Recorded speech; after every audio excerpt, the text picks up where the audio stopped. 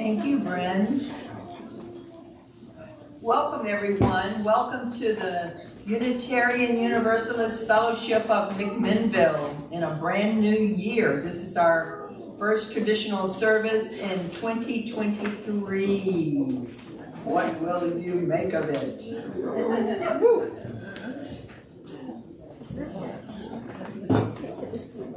Welcome, everyone. I'm going to light the chalice and then read the chalice lighting words.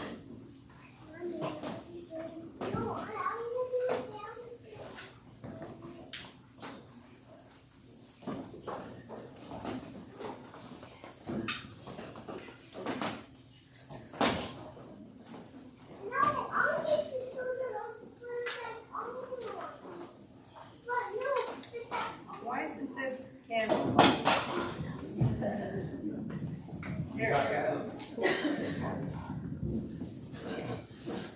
Our chalice lighting words today are from Emily Thorne, a longtime director of religious education at the Unitarian Society in Wilmington, Delaware. Do you hear, oh my friend, in the place where you stand, through the sky, through the land? Do you hear? Do you hear? Hear the cry fear won't still. Hear the heart's call to will. Hear the pain's woeful trill in your soul, in your soul. From the place where you stand to the outermost strand. Do you hear, oh my friend? Do you hear? Do you hear? All the dreams, all the dares, all the sighs, all the prayers. They are yours and mine and theirs. Do you hear? Do you hear? Thank you. Brian Jessup suggested that reading. It's beautiful. So now we're going to sing our first hymn of the day, Come Sing a Song With Me, and it's on page number 346. We forgot hymnals. We forgot what? Can we take one break and we'll grab them really fast? The what? No, actually, No. we won't meet it. It's a pretty simple song. It's Come Sing a Song With Me. Yeah. So I might know your mind. Let's stand and sing. Yeah. I'll announce the verse. Okay, let's just sing.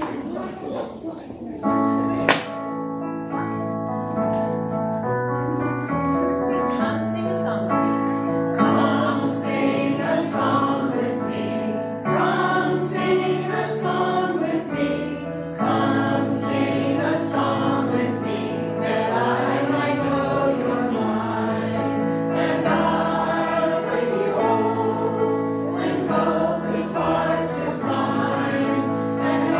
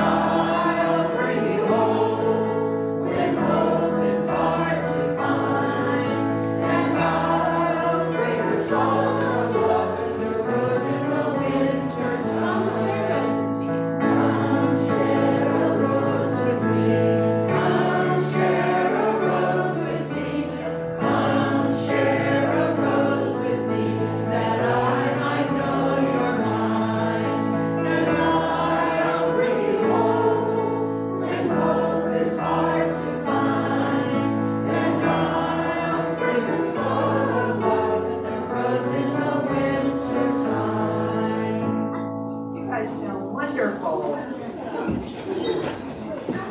Okay, and now it's time for joys and concerns. So if you have a joy, personal joy or concern, please come up and share. And can I give the person sharing a rose to hold while they share? Is that okay?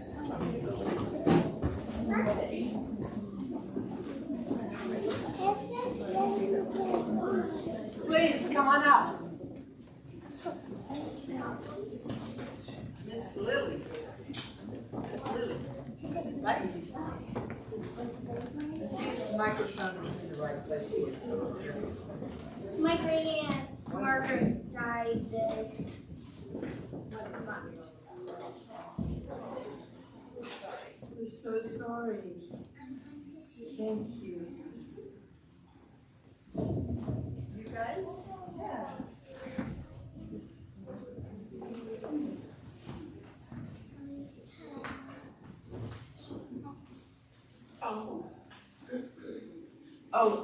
This is Lorelai. Her joy is that we're planning a trip to see her aunt Rebecca in April, and she's very excited to see her cousin. So we're just starting to plan that. Yeah. And then I'll share. I have a joy. My oldest stepson. His name is Theo. He is trans and is has been for like transitioned a long time ago and is now working on a name change. And he's my husband's stepson as well. And he just asked us if we would do an adult adoption. So that is pretty special in our hearts. Wow, wonderful, thank you. Who else? Joys, concerns? Hear from someone.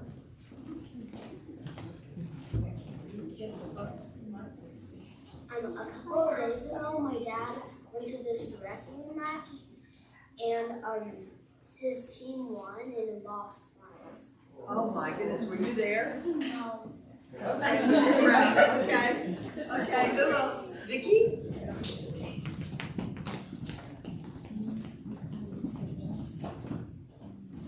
I have a joy.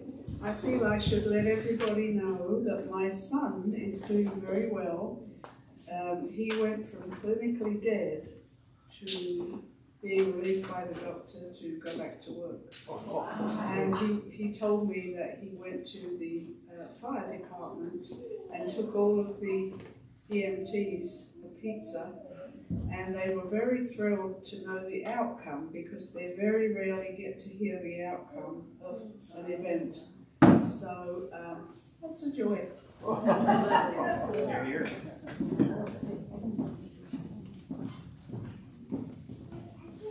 Anyone else? Going, okay. Kate. Thank you. I have a joy to share. I don't usually do this, but I am. I started my day by looking at my work email, which I should not have done, and I fully admit that. But I found an email from a night custodian at one of my school sites. A few months ago, I had emailed the entire staff at one of my schools, sharing a resource that my sister has put together. She's a grants manager at the National Endowment for the Humanities.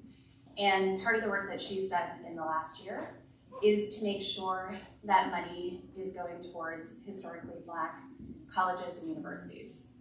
And she's put together a resource that digitizes archival material that really looks into Jim Crow laws and other very hard parts of our history. And the email I received this morning, it started with, Kate, you don't know who I am, but I am your night custodian at this school. And this individual had explored this resource that my sister had put together, and he put together a very eloquent email saying thank you so much for the work that your sister does, and that he is very thankful for the fact that we are exploring and making visible harder parts of our history as a country. So I just wanted to share that as a joy. I'm very proud of my sister, obviously. And I think that it was a great I don't know, just to happen, you know, Dr. King, we're celebrating him tomorrow, and it just seemed like a really great thing to share, and I wanted to put it out there as a choice, so. Thank you, wonderful. Anyone else? Betty? Betty's freshly back from Mexico, Japan. Yeah, and I wanted to share with you an experience I had in Mexico that was so wonderful. I was at a place where I was visiting my brother, and my brother and I started talking to this man who was from Mexico, vacationing down there from another city. And he didn't speak English, and my brother knows a little bit of Spanish, and so we were kind of talking to him, and his wife was in the pool, and she got out of the pool. This beautiful woman came up to me, and they kind of introduced us, and she just started hugging me and talking to me, and just thought, you know, we just became immediate best friends. I mean, we took pictures together.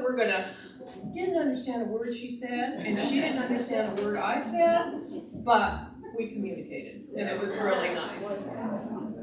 That's good. Anyone else? Well, I'm going to share, it's a joy and a concern. This last Tuesday night, my younger daughter, Khaki, was out spending the night with me, and we were going to have a dinner and invite Amanda over, and at about 5:30, Amanda called, and she was on the way to the emergency room. She had had an episode. She was at the gym working out with her friend, and all of a sudden her memory just went away. She didn't know where she was, who she was, what she was doing. She looked at her friend Arlene and said, you know, what, who, why am I sweating? And Arlene just popped her in the car and took her to the emergency room, and she was there overnight. They admitted her to the hospital. They did all kinds of tests. The same thing happened to me, ridiculously so, last August. And when they can't find a diagnosis, they just say it's something called global transient amnesia, because they don't know what it is. Mine lasted for about 4 hours. Hers lasted a couple of hours, and then she was totally back. But it was very scary. It's very scary to suddenly just not know who you are, where you are, what's happening. But she's fine, you know, she's fine. She was fine the next day, you know, so that's the joy.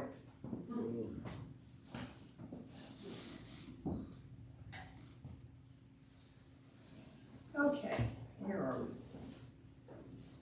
Hymn number 123, Spirit of Life. Please stand as you're able.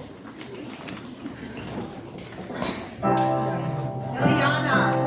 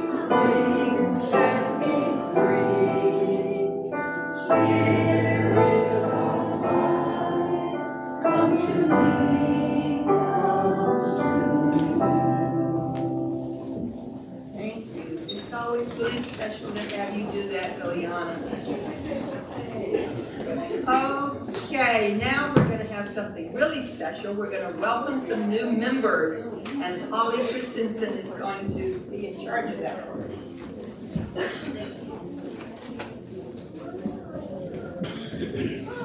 Good morning. I'd like you to just take a moment to consider this. What is the Unitarian Universalist Fellowship of McMinnville? It is not this building, except to the extent that we have chosen it and made it our sanctuary. It's not even the music, except to the extent that we make it when we join together with our voices and our instruments. It's not even the beliefs, because the thing that sets Unitarian Universalists apart from other organized religions is that we have no single unifying belief, only the combined beliefs of each one of us. This fellowship is the people. Without me, without you, UUFM is nothing, does not exist. We are UUFM. So without us, it is nothing, but with us, you can be anything. And that's why we are thrilled to have, and as I read your name, would you come to the front, please? Nancy Carl.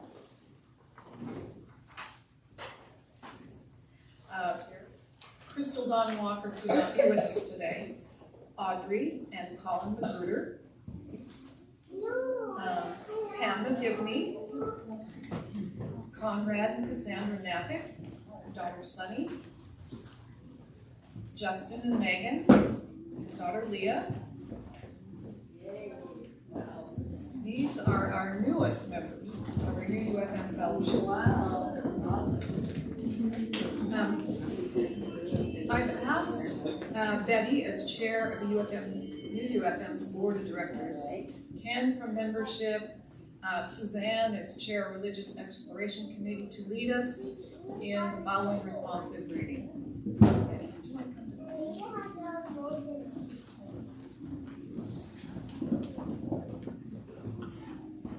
Well, welcome. What a wonderful group. Look at all these people. I know. We haven't had this many new members since I don't know when. So, we at UUFM welcome you as new members of our community. Ours is a free fellowship. We have no creeds, and you are free to bring your ideas and beliefs to this fellowship to share with others. I invite you to join in the spiritual search for meaning and purpose in life, informed by your individual beliefs as well as the traditions of Unitarian Universalists. Welcome.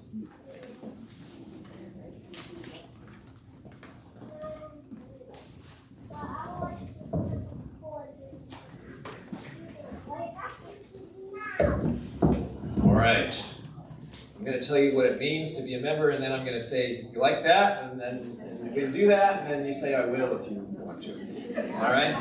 This is where we really come down on you. Okay. Joining UUFM means being part of this gathered community, speaking out on the future of our congregation, and offering and receiving the blessings of spiritual growth, supporting others, and being supported. If you will join us in this mission and work, please say, I will.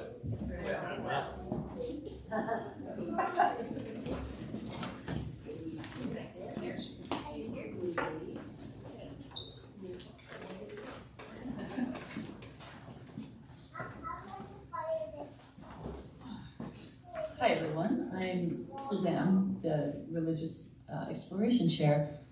And so some of our new members also bring their children into our community. I ask that all the children of the fellowship please stand up.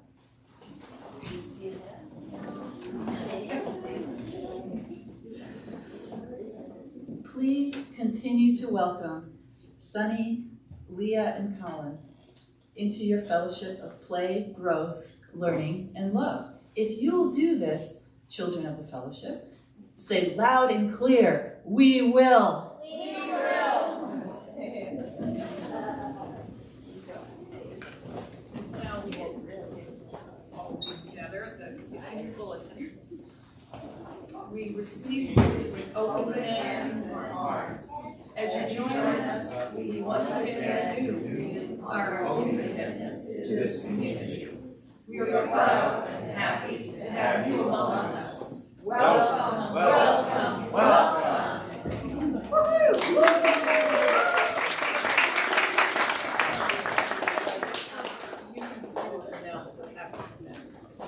Are you guys giving them a rose? Not just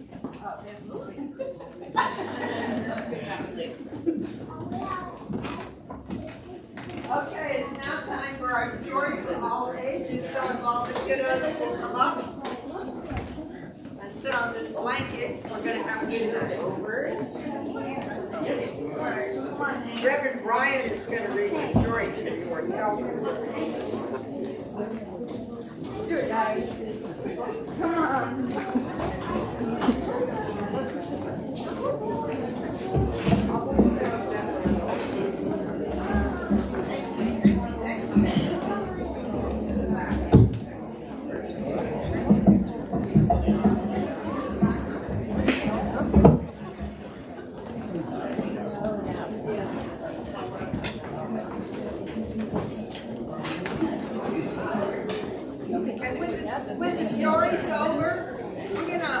form an arch with this aisle right here. So the people on each side hold hands and the kids will all walk through the arch while we sing This Little Light of Night.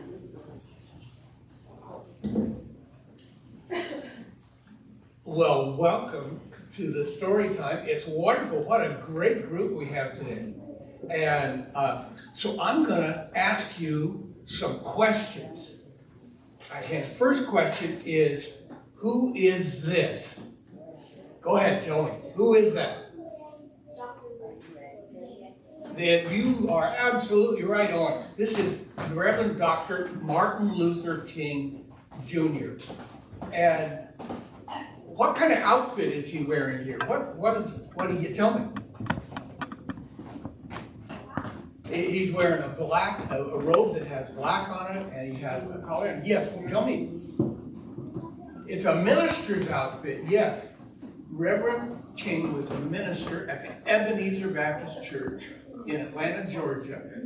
And President Biden is actually speaking at that church today. Wow. And Reverend King was a follower of the teacher Jesus, and he believed it was so important to love this life and to love ourselves as part of the mystery of life, and to love our neighbors as ourselves. That's his essential message, and it goes right along with our first two principles, that we affirm and promote the inherent worth of who? We affirm and promote the inherent worth of every person. And we affirm and promote justice, equity, and compassion in everything we do. So, his story was similar to ours, and he was very inspired by the teacher Jesus. Well, what did Dr. King do in his life? Here's a picture. Can you tell me what's happening in this picture? Yeah, what's happening? They're marching. What are they marching for? Because back in the old time, there were people would have to run all the way back home without getting hurt. That's right. People had to run all the way back home without getting hurt. That was African American people, huh? Because back then, and even some today, African American people live in danger every day. And Dr. King went to the streets about this. Yeah. He fought for equal rights. He worked for equal rights. Yes, he sure did. Thank you so much. Yeah, and what else? And when they were marching one day, the warriors just stepped aside. Yeah. And they just walked home. They walked home. Yeah. And they did this non-violently. What does non-violent mean? Yeah, help me. What does it mean? It means they did not fight. They just use their words to kind of fight. That's right. That's right. They didn't fight physically, but spiritually, they were involved, and they stood up, and without hitting anybody, they walked, and they stood for love and justice. And now I have another picture of Dr. King. And what's happening here? Can you tell me? Yeah. He's in jail. Does anybody know how many times he was in jail? What do you think? You are so right. He was in jail 29 times because the system was rigged against him and all other African Americans, and honestly all other people of color, and gay and lesbian people and transgender people. And he said, that's not right. And he said, with a couple thousand people behind him, that's not right. And the people in power put him in jail because they did not like that message. Well, I have an article here from the New York Times. And what does the first line of that article say? Can you read that? Yeah, go ahead and read it for me if you can. Yeah, can you read it? Martin Luther King is Slave. Yeah, that's it. Say it again loud. Martin Luther King. Martin Luther King is slain. Slain. What does slain mean? To be killed. It means to be killed. He was killed. And that happens to a lot of people who are working for justice. I'm alive. Why? Because he was in a hotel and one guy wanted him to stop giving out his speeches and because he was different skin color. That is exactly right. They wanted to stop him speaking, and they wanted to stop him because of his skin color. Something else, yeah. It happened to Abraham Lincoln. A lot of people who fought for less racism and inequality. A lot of people. It happened to Abraham Lincoln too. Yeah, it sure did. And it happened to 2 Unitarian Universalists who were marching with Dr. King. And we remember Dr. King today and the hundreds of African American people who have been slain in the struggle, and 2 Unitarian Universalists, Viola Liuzzo, say her name, Viola Liuzzo, and James Reeb, say his name, James Reeb. Unitarian Universalists, we're not all better yet, but we are working. We are working to dismantle the racism in our society. And Dr. King did it in his day, Viola and James did it in their day, and we do it in ours. Yeah, one more thing. He made peace without fighting. He made No violence. without fighting, and he participated in no violence. He's a hero. Yeah, Gandhi also did that. Gandhi also did that. Wow, I am so impressed. You folks, you guys just know the story. And now our job is to live out the story. And now you get to go down to your classes. Thank you so much for being here. Wow.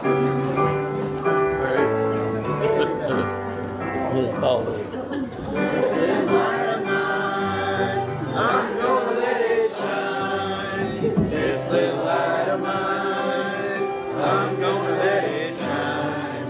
This little light of mine, I'm gonna let it shine. Let it shine, let it shine, let it shine.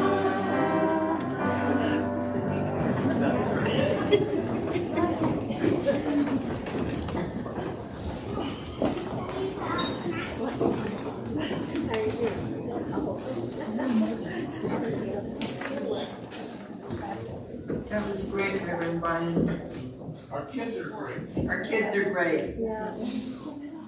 So I would just like to welcome people that are visiting for the first time today. I know I see some faces that I've seen before, but I don't remember your name. So if you're in that category, maybe you've been here 2 times or maybe even 3 times, or maybe it's been a while. If you would be willing to just stand and let us get reacquainted with you, that would be fabulous. George Zakay. George? George Zakay. George. Richmondville resident, friend of the Reverends at Eve. Welcome, George. Thank you. I'm Jackson Case, and this is my brother Brian. I've been here several times. Oh, yes, yes, yes. Good to see you again. Thank you. Who else?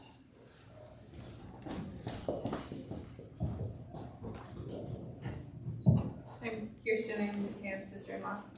Kirsten, welcome. Kirsten, yeah. Walt Perry, Yamhill, and Leanne Perry. Welcome, you two. Nice to see you again. She lives in Yamhill too. Yeah, she even lives with you, I think. Yes. Nathaniel Hitchcock. A lot of familiar faces, but yeah, and this is my fiance, Brittany. Welcome, you two, Welcome back. Nathaniel and Brittany. Thank you. Yeah, I think they know you too, Thomas, don't they? We go back. Oh, you go back. Anyone else? Well, you're all really welcome here, and Holly is in charge of our new member list, and so if you want to be on the email list, they tell you, right? And you'll get an email in your inbox at least once a week, right? That's the newsletter, giving you all the information about what's happening around here.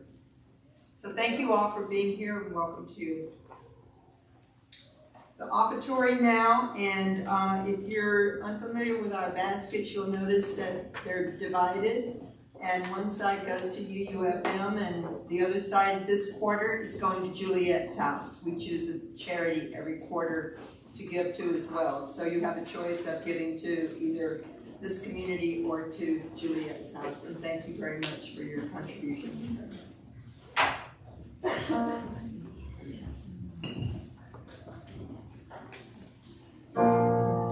Has anybody here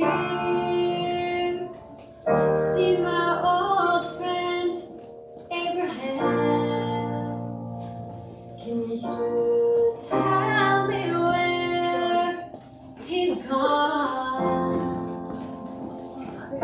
He freed our people, but it seems the good die young. Yeah, I just looked around and he was gone. Has anybody here seen my old friend John? Can you tell me where he's gone? You know he freed people, but it seems a good time young. Yeah, I just looked around and he was gone. Has anybody here seen my old friend Martin? Can you tell me where he's gone? He freed a lot of people, but it seems a good time young. Yeah, I just looked around and he was gone. Didn't you love the things that they stood for? Didn't they try to find somewhere for you and me? And we'll be free someday soon. It's gonna be one day. Has anybody see my old friend Bobby? Can you tell me where he's gone? Thought I saw him walking up over the hill with Abraham, Martin, and John. With Abraham, Martin, and John. Wow, Brenda.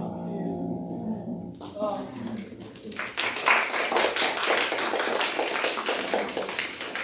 It's my pleasure to introduce, and he probably doesn't need much of an introduction around here, the Reverend Brian Jessup.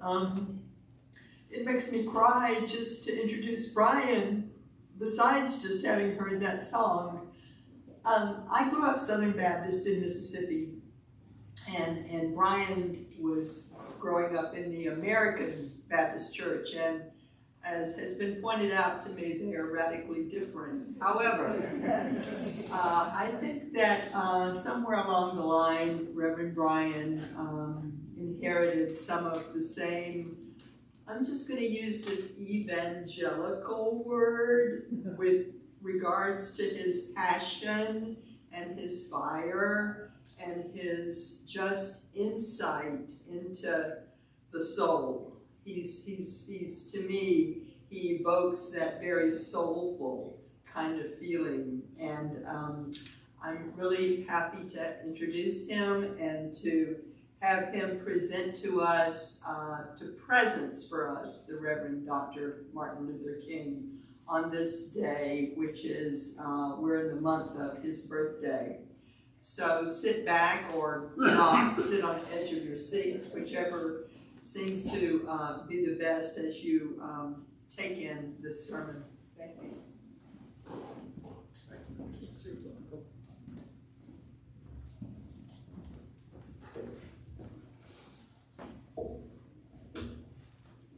Well, it is an honor to be here and to get to channel a little bit for you, the Reverend King today. I gotta get this up a little so it's out of the way of my text. Tomorrow, across our country, we'll celebrate the birthday of the Reverend Dr. Martin Luther King Jr. But today, January 15th, is his actual birthday, and I want to share with you today some of his actual words. In our culture, Dr. King is most often remembered for his I Have a Dream speech, which was very beautiful and very powerful. But the foundation for that speech lies in years of work that preceded it and in the years of work that followed. Dr. King did not want to just have a dream. He wanted to make that dream a reality. So today, I'm going to share with you just a small portion of Dr. King's letter from the Birmingham jail. The Birmingham jail, where in April of 1963, he was imprisoned for leading nonviolent demonstrations against segregation. His letter was written in response to a letter of public criticism that some of his white Christian and Jewish religious colleagues put out in a local paper. King's response made those colleagues uncomfortable. And it remains a challenging letter for all of us who are involved in religious communities today. Because Dr. King invites us to embody our faith and our principles. It calls us to center on our values and to act on them with courage. So let's listen to some excerpts from Dr. King's letter from the Birmingham jail. He begins, "Dear colleagues, while confined here in the Birmingham jail, I came across your recent statement calling my present activities unwise and untimely. Seldom, if ever, do I pause to answer criticism, but since I feel that you are people of goodwill, I want to answer you. I'm in Birmingham because injustice is in Birmingham and because I was invited to Birmingham. Moreover, I cannot sit idly by in Atlanta and not be concerned about what happens in Birmingham, because injustice anywhere is a threat to justice everywhere. You know that. And your kids know that. Thank you." King continues, "You deplore the demonstrations happening in Birmingham, but you do not express a similar concern for the conditions that brought the demonstrations into being. The white power structure of this city has left the Negro community with no other alternative. Negro leaders sought to negotiate with the city, but the political leaders consistently refused to engage with them. So we had no alternative except to engage in direct, nonviolent action. We were not unmindful of the difficulties involved in direct action, so we started by having workshops on nonviolence and repeatedly asking ourselves, am I able to accept blows without retaliating? Am I able to endure the ordeals of jail? Nonviolent direct action is not easy and it is not comfortable. It seeks to establish such creative tension that a community which has consistently refused to negotiate is forced to negotiate. I must confess that I am not afraid of the word tension. I have earnestly worked and preached against violent tension. But constructive, nonviolent tension is necessary for growth. My friends, I must say to you that we have not made a single gain in civil rights without determined, nonviolent pressure. History is the long and tragic story of the fact that privileged groups seldom, if ever, give up their privileges voluntarily. Civil rights must be demanded by the oppressed. You say that our action is untimely, but we Negroes have waited for more than 340 years for our God-given and constitutional rights. I think it might be very easy for those who have never felt the stinging darts of segregation to say, oh, you should wait. But when you have seen vicious mobs lynch your mothers and fathers, when you have seen them drown your sisters and brothers, when you have seen hate-filled policemen curse, kick, brutalize, and even kill your black brothers and sisters with impunity, when you see millions of Negroes smothering in poverty in the midst of an affluent society, then you might begin to understand why we find it difficult to wait any longer. Some of you express a great deal of anxiety about our willingness to break laws. You ask why? The answer is found in the fact that there are two kinds of laws. There are just laws and there are unjust laws. And I happen to agree with St. Augustine that an unjust law is no law at all. But what's the difference between the two, you ask? And I say, a just law is a man-made code that squares with moral law. And an unjust law is a code that is out of harmony with moral law. Any law that uplifts human personality is just. And any law that degrades human personality is unjust. All segregation statutes are unjust because segregation distorts the soul. It damages the personality. It gives the segregator a false sense of superiority and the segregated a false sense of inferiority. So I urge people to obey laws like the 1954 decision of the Supreme Court that ends segregation in schools because it is morally right. And I urge them to disobey segregation ordinances because they degrade people. They are morally wrong. I now must make an honest confession to you, my Christian and Jewish friends. I must confess that over the last few years I have been gravely disappointed with the white moderate. I have almost reached the regrettable conclusion that the Negro's greatest stumbling block in the stride for freedom is not the white citizen councilor or the Ku Klux Klaner, but white moderates who are more devoted to comfort and order than to justice, who paternalistically feel that they can set the timetable for another person's freedom. Some of you assert that our actions, even though peaceful, must be condemned because they lead to violence. But can this assertion be logically made? Isn't that like condemning Socrates because his unswerving commitment to truth led those in power to make him drink the hemlock? Isn't it like condemning Jesus because his unique God consciousness led those in power to crucify him?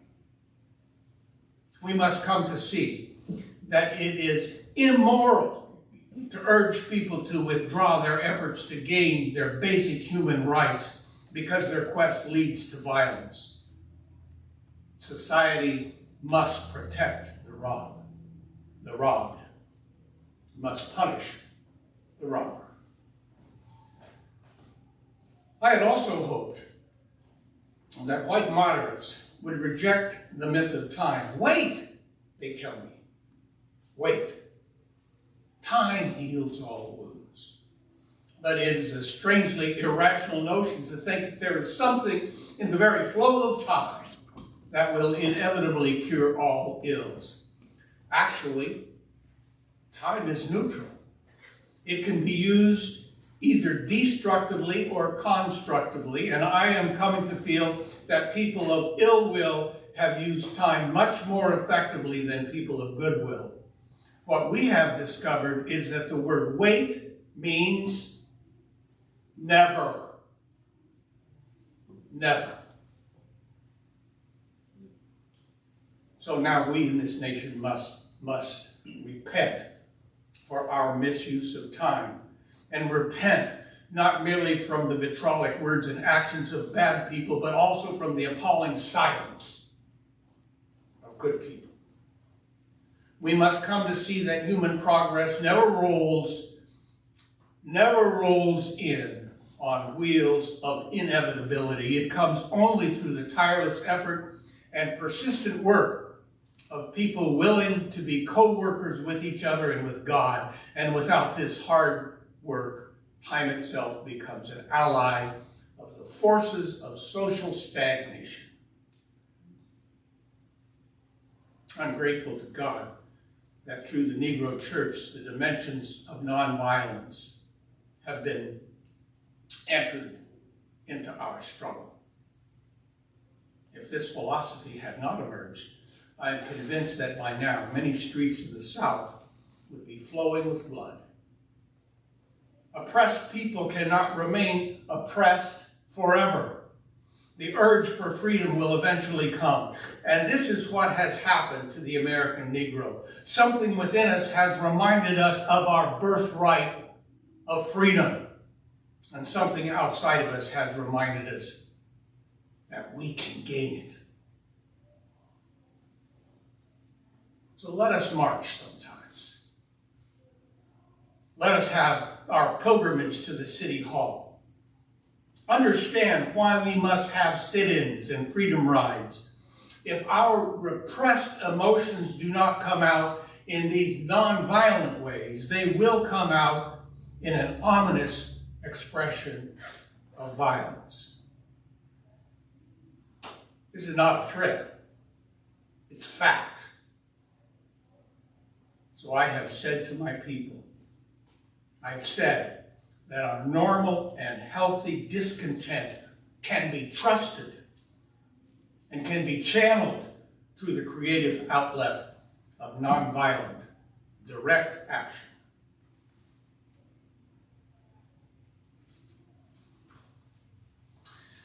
Now, this nonviolent approach is being called extremist. And to some that may seem so. But was Jesus not an extremist for love? And was the prophet Amos not an extremist for justice? And was the German priest Martin Luther not an extremist for an end to the corruption of the church? So the question is not whether we will be extremist or not, but what kind of extremist will we be? Will we be an extremist for hate? Or will we be an extremist for love? Will we be an extremist for the preservation of privilege and comfort? Or will we be an extremist for justice? I'm thankful that some of our white brothers and sisters have grasped the meaning of this social revolution and have committed themselves to it. They are still all too small in quantity, but they're big in quality. Some have written about our struggle in eloquent, prophetic, and understanding terms. Others have marched with us down the nameless streets of the South. They've languished with us in filthy, roach-infested jails. They've suffered with us the abuse and brutality of angry policemen. They have recognized the urgency of the moment and sensed the need for powerful, nonviolent action to combat the disease of segregation. But despite these notable exceptions, I must honestly reiterate that I have been mostly disappointed with the church. I do not say that as a negative critic. I say that as a minister of the gospel who loves the church, who was nurtured in its bosom, who has been sustained by its spiritual blessings, and who will remain true to it as long as the cord of life shall lengthen within me. I had a strange feeling several years ago when I was suddenly catapulted into the leadership of the bus protest in Montgomery. I had the strange feeling that we would have the support of the white church. Instead, a few churches have been outright opponents. Many others have remained silent behind the anesthetizing security of their stained glass windows. In the midst of blatant injustice inflicted upon the Negro, I have watched too many churches stand on the sidelines. In the midst of a mighty struggle to rid our nation of racial and economic injustice, I have heard too many ministers say, well, those are social issues which the gospel has nothing to do with. I have watched too many churches commit themselves to a kind of religion that makes a strange distinction between bodies and souls, between the sacred and the secular. That was not always so with the church. There was a time in the beginning when the church was very powerful. Wherever the early Christians found themselves, the power structures got disturbed and immediately sought to convict them for being disturbers of the peace. But those early Christians went on with the conviction that they were a colony of heaven here on earth, and they brought heaven to earth. They brought heaven to earth by creating supportive, beloved community and by laboring to put an end to such ancient evils as infanticide and gladiatorial contests. But things are different now. The contemporary church is often weak. It often has an ineffectual voice with an uncertain sound. It is often a supporter of the status quo. Far from being disturbed by the presence of the church, the power structure of the average community in the United States is consoled by the church's sanction of things as they are. But the judgment of God is now upon the church as never before. If the church today does not recapture the sacrificial spirit of the early church, it will lose its authentic ring, it will forfeit the loyalty of millions, and be dismissed as an irrelevant social club with no meaning for our time. So I hope the church as a whole will rise to meet the challenge of this decisive hour. But even if the church does not come to the aid of justice, I have no despair about the future. I have no fear about the outcome of our struggle. I know we will reach the goal of freedom in Birmingham and all over this nation, because the goal of America is freedom. Abused and scorned though we Negroes may be, our destiny is tied up with the destiny of America. Before the Pilgrims landed at Plymouth Rock, we Negroes were here. Before the pen of Jefferson scratched the majestic words of the Declaration of Independence, we were here. For more than 2 centuries, our forebears labored here as slaves. They made cotton king, and they built the homes of their masters.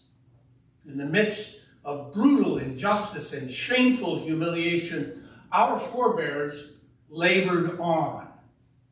And out of their bottomless vitality, our people today have continued to live on, to thrive, and to develop. If the inexpressible cruelties of slavery could not stop us, the opposition we now face will surely fail.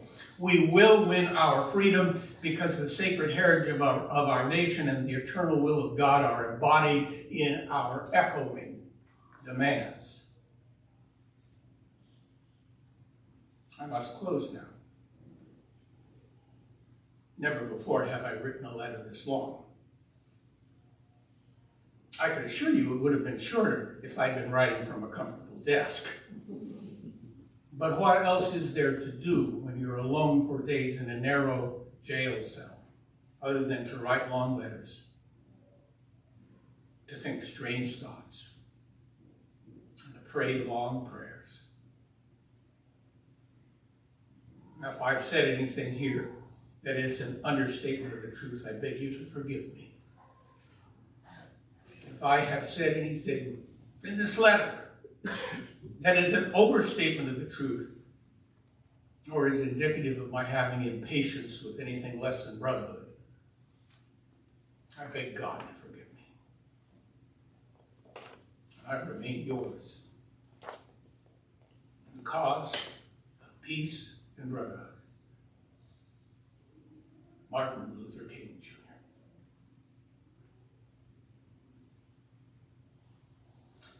I invite you now to take a breath and enter a time of quiet meditation. Allow these words to settle in.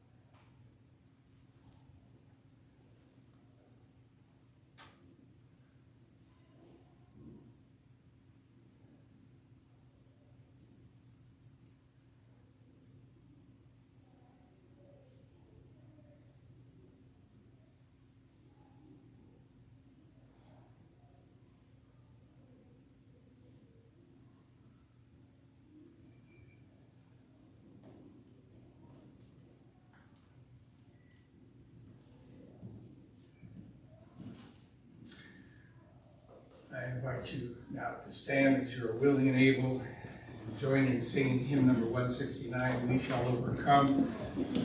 And Brandon, if you'll call out the verses again, because not everybody has hymn. We Shall Overcome, 169.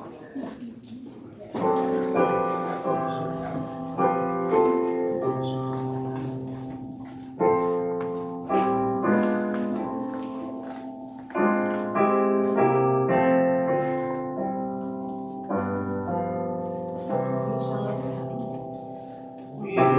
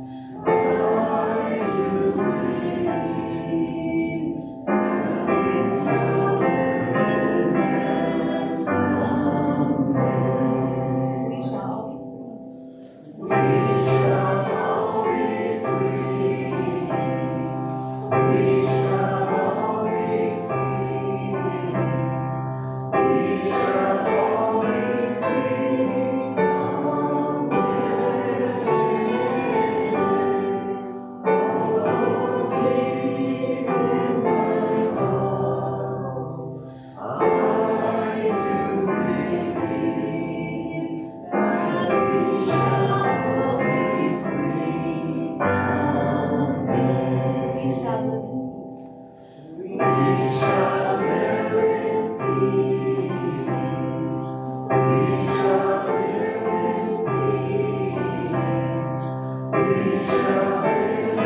peace.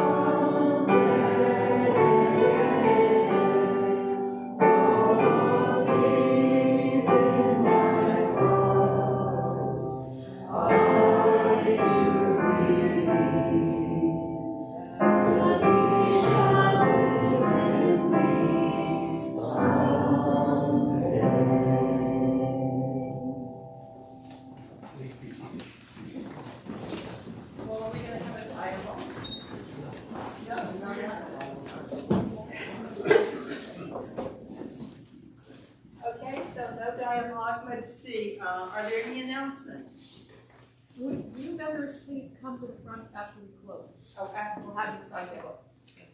Announcements, Betty. I just want to remind everyone, next week, we're having a simplified service. We're inviting everybody to come for a discussion on where we're going with our church, what's next for us, what are our needs, what needs are being fulfilled, which are not. Very, very important meeting, so please try to be there. It's not after the simplified service, it is the simplified service. Thank you. Chris?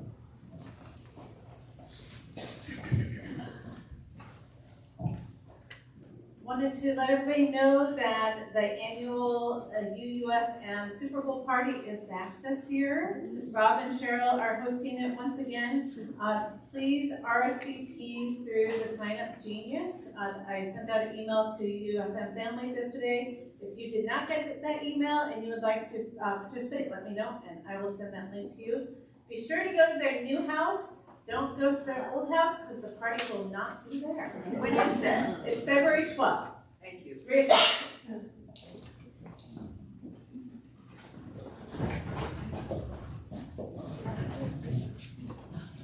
Hi, this is Barbara. Can you hear me? Yes. Am I on? We need greeters. We are starting a new year. We actually, through a whole year, need about 48 greeters. It's COVID eviscerated any sort of group of greeters that we have had in the past. So we're starting kind of from scratch. I got a few veterans like Marsha Blevins and Susan Morant, but and actually I think it was Conrad and Cassandra have already volunteered, as well as somebody else. I think Nathaniel and Brittany were greeters the first time they came. I don't know, and somebody else has just done anyway. Me. Many people have done. I appreciate it all, but we're kind of back to zero. I need 6 greeters for the next 2 months, and so I'll keep sending messages out and hoping people will sign up through Sign Up Genius, or I actually have a flip book. So it's an easy job. If you've never done it, you'll have on-the-job training and you can get into the group, and that would be great. Thank you. Thank you. Susan? This is actually a joy. On Wednesday night, I went over to Brim's house, and we, those of us that are trying to be in the choir, I'm amazed. I mean, in 1 hour, she slapped us down and got us going on the song. But what we need, I need somebody else to sing with. So please, especially any lady voices, please show up, talk to Brim. Announcements? Yes, Daniel. We've reserved this space for Thursday nights, and we're gonna open it up as like a dance, like a yoga dance kind of thing. People will take their shoes off, and the lights will be low, and it's just kind of like an opportunity to just kind of sit in meditation, maybe initially together, come up with some live music or some recorded music that's not offensive, not, whatever, and have like a drug and alcohol free dance together. So that'll be Thursdays from 6 to 9. The first one is going to be a little. Dance? Tell us. Well, it's yeah. There's our generation has largely lost dance. I don't know if you've been to a modern youth dance or whatever,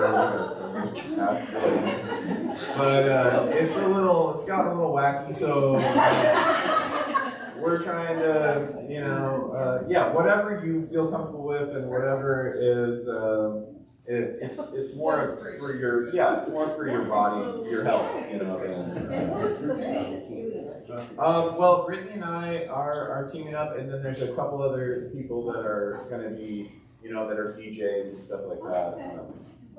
What time? 6 to 9 on Thursday.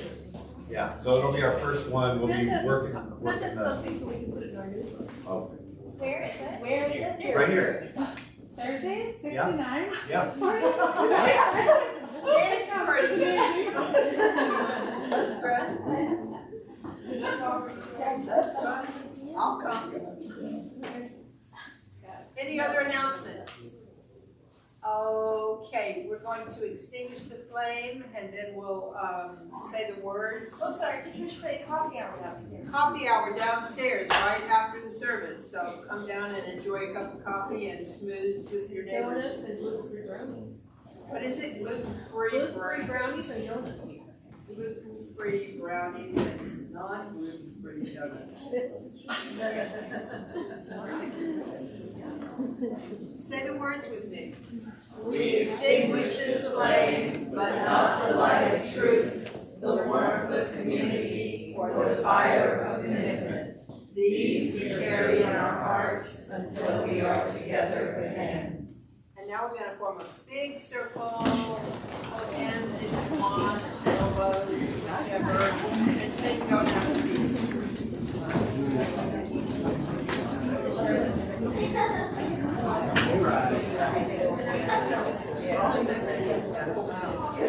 Get around.